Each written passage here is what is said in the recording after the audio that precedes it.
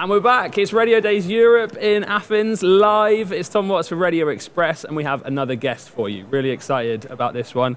Peter from Audata. Hi. Welcome. Thank you so much for joining us. Thank you, Tom. Great to be here. How are you finding Radio Days Europe in Athens? Fantastic. It's the best one ever. Best one ever? Best one ever. Shortest commute for you ever, Shortest commute ever as well, being based here in Greece. The weather has turned up for us. What about really the good. sessions? Have you been to many so far? What's been your favourite highlights? I know that the Jackie O session was a good one yesterday. I missed that, unfortunately, because we've got an incredible booth, the Audata booth. But I was really impressed with this morning's opening keynote speech, which was great. I think in general, people seem very optimistic about radio, despite the fact there are challenges, as there have always been.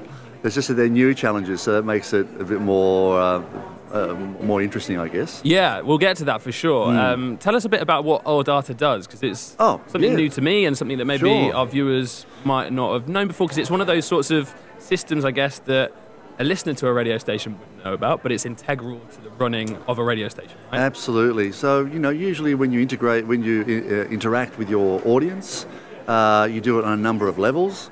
You incentivize them in some capacity to keep listening to your radio station, so you do competitions. And with those competitions, you want to give away all these great prizes.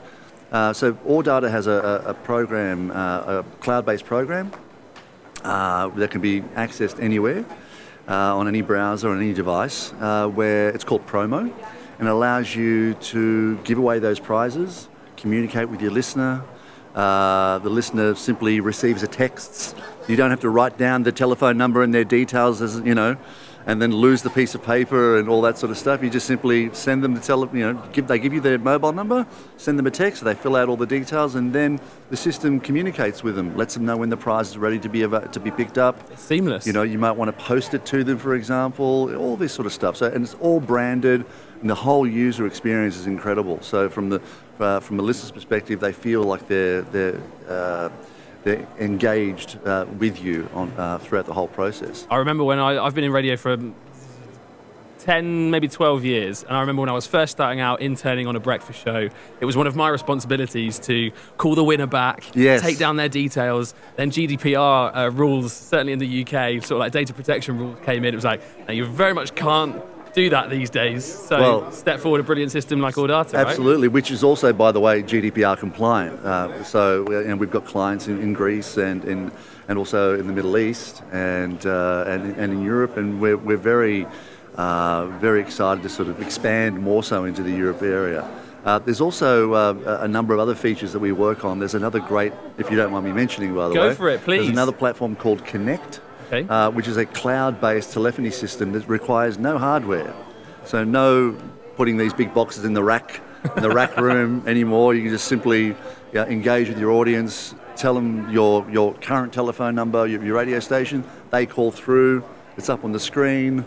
All their details are there because they've already perhaps potentially integrated or connected with you using the Promo software in the past. So you know who's calling you, you know what they've won. There's all this great... The listener is most likely a fan, but they feel even more important when they know that you know things about them already. So it's a great experience for them. And I guess if you've already got clients that are using one of the systems, it's easy enough for them to add different elements of the products together. I'm intrigued as to how you ended up in Audata, because I know that you've worked in radio for a little while. Yes. And you've worked in so many different kind of roles and. Take us through that sort of journey. So when I came across Audata, I'd say about 10 years ago, initially in Australia, when I was a state content director for New South Wales, which was responsible for 6 radio stations, 13 breakfast shows.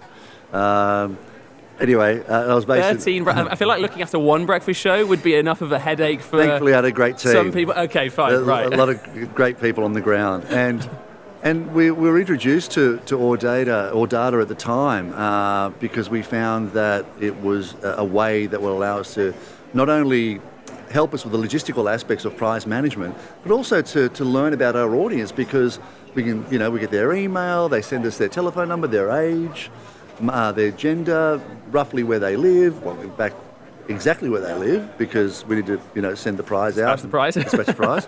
And it allows us to basically get all this information about them where they, on a heat map. So it allows us from that perspective to not only engage with our audience, but to learn about our audience.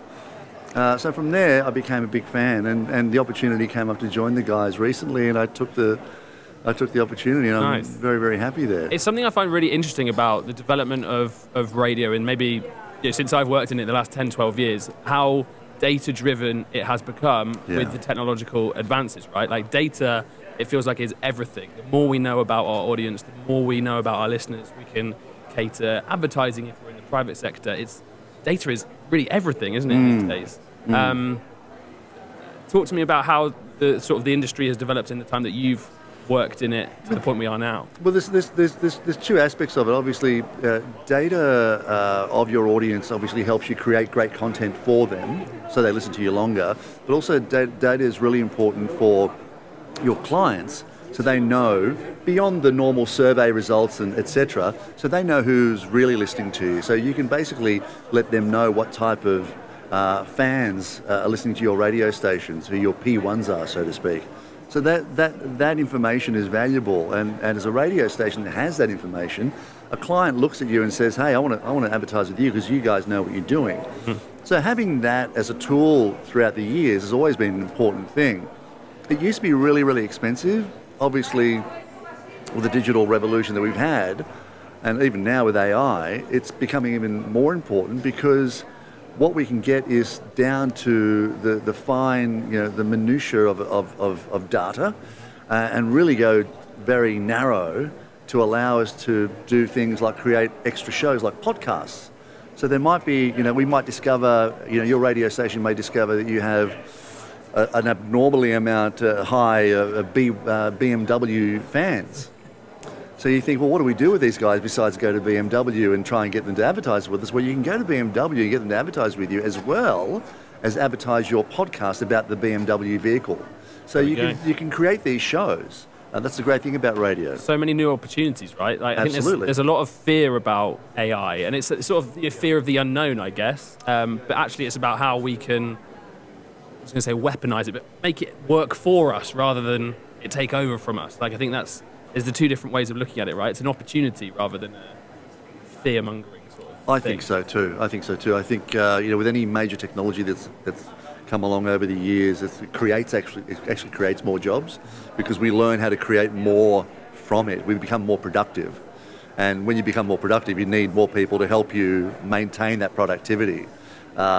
Old jobs may sort of fall by the wayside, but new ones are created. So I've never had a fear for that. And I'm also even more confident that radio will grow out of this as well. Radio's great at efficiencies, don't get me wrong, and I know there are challenges now. But think of how many people have been hired to do podcasting over the last few years that were in radio. So I kind of equate that with AI to be similar to that, where it will broaden out new roles, create new roles in radio or podcasting or streaming or whatnot. Look, we're asking everyone that we're talking to here at Radio Days Europe a couple of questions to finish off these conversations. Firstly, what are you most excited about in the general radio landscape at the moment? Is there one thing that you could sort of hone in on for what's getting you excited the most? I think the AI side is obviously everyone. I'm assuming everyone said the same thing, right? I think the AI side is interesting because it's a tool right now, and I think if you know how to use it correctly, it's going to allow you to write great commercials, to write great promos. If you have a creative block. Radio is a very creative industry, so there may be days where you think, I need to come up with a competition for this client. I'll throw some words into ChatGPT, see what comes out. Yeah. And it will spark your thought process, and there's nothing wrong with that. The originality comes from you, but that little help comes from AI. So I think that's what excites me about it, about radio. And on the flip side, yep. What are you most frightened or wary of in the radio industry at the moment? Look, I think same thing. Is it AI in different ways or not? No, not really at all. I have no fear of AI, and I say this because really briefly, if I can just make a side note. Please. I remember my boss talking to me years ago when the iPods were coming out, and he said, "Well, what do you think? Is this going to hurt radio?" And I said, no, I think radio will run in parallel with this. I think the iPods are really an extension of your CD collection. And I think I was right. And I think the same thing happens with any other fear. Like AI, definitely, I think it's going to be extensions and be a great tool. The only concerns that I have at the moment for radio is I think there's the thirst to be super efficient. And what I mean by super efficient is, obviously letting people go and cutting off shows. And I think there's been a lot of redundancies, especially in my home country of Australia. Recently, and it's been happening for many years, but radio seems to, evolve. And there's nothing wrong with that. I understand that you need to have efficiencies, it seems to, and that's fine. But I think as long as the creative process is maintained, and we invest in ourselves, and that's one thing that radio. That's, I guess, what my point is. Radio needs to invest in itself to continue to grow. Yeah, and that's not necessarily financially investing, it's people having the space and the resources to absolutely stretch their creativity, right? And absolutely. Come up with those new ideas. Cut a bit of the fat, don't cut too much meat, and be careful you don't get close to the bone. That's the kind of theory. Yeah. So long as you keep filling up the tank with a bit of fuel, radio will still keep going, I think. Amazing. Peter, thank you so much for joining us. Tom, real pleasure. Thank you so much. Thank you. Make sure you stay tuned to the live stream for more fascinating conversations. And we'll catch you soon at Radio Days Europe here in Athens.